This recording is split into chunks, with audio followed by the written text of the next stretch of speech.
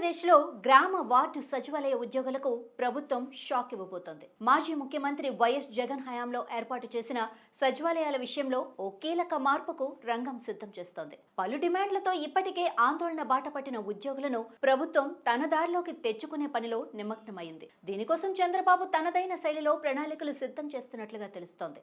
ఏంటా ప్రణాళిక? దాంతో సచివాలయ ఉద్యోగులకి లాభమా, నష్టమా? Abhinav Bharat special story.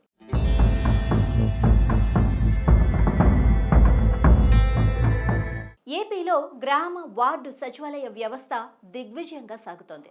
అయితే చంద్రబాబు సర్కార్ ఈ వ్యవస్థలో సమూల మార్పులు చేసుకుంటూ వస్తున్నారు. గత జగన్ పాలనలో గ్రామ వార్డు సచివాలయ వ్యవస్థతో పాటు వాలంటీర్ల వ్యవస్థను సైతం ఏర్పాటు చేశారు.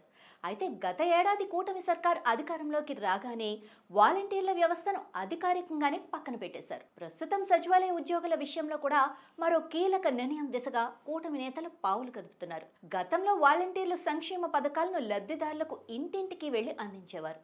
అలాగే కొత్తగా ఏ పథకాలకు దరఖాస్తు చేసుకోవాలన్నా, ఏదైనా కారణంతో రాకపోయినా దాన్ని ఫాలో అప్ చేయాలన్నా వాలంటీర్లు మాత్రమే చేసేవారు. ఈ క్రమంలో ఎమ్మెల్యేలకు సైతం పథకాల విషయంలో జోక్యం చేసుకోవాల్సిన అవసరం లేకుండా పోయింది. కానీ కూటమి సర్కార్ రాగానే వైసీపీ ఏర్పాటు చేసిన వాలంటీర్ల వ్యవస్థను అనధికారికంగా రద్దు చేశారు.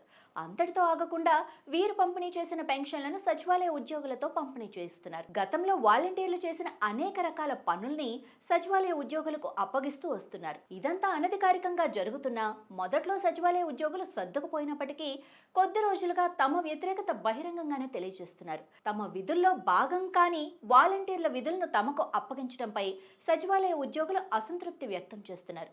ఈ నేపథ్యంలో వీరు కోర్టును ఆశ్రయించేందుకు సైతం సిద్ధమవుతున్నారు. ఇదే సమయంలో చంద్రబాబు సర్కార్ అలర్ట్ అయింది. గతంలో వాలంటీర్లు నిర్వహించిన పలు విధుల్ని ఇకపై సచివాలయ ఉద్యోగులకు అధికారికంగానే అప్పగించేందుకు ప్రణాళికలు సిద్ధం చేస్తోంది. ఈ మేరకు రాష్ట్ర సచివాలయంలో ఫైలు చాలా వేగంగా కదులుతున్నట్లు తెలుస్తోంది.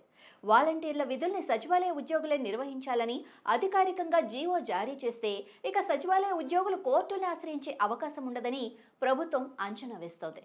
అదే జీవో జారీ చేయకుండా సచివాలయ ఉద్యోగులను వాలంటీర్ల విధుల నిర్వహణకు వినియోగిస్తే వారు కోర్టుల్ని ఆశ్రయించి స్టే తెచ్చుకునేందుకు అవకాశం ఉంటుంది.